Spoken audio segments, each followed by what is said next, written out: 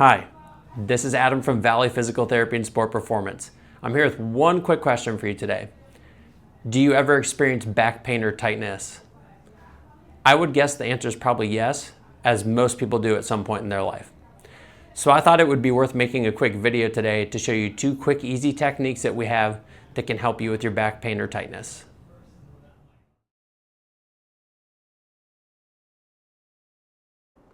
All you need for this exercise is a wall and something to put between your knees to keep them just slightly closer than hip width apart.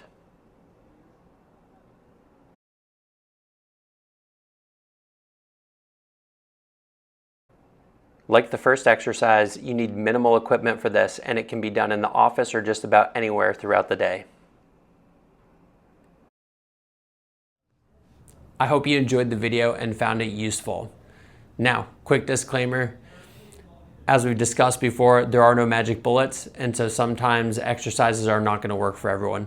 So if you find that these exercises are causing you more pain or you feel like you're not doing them correctly, please don't continue doing them.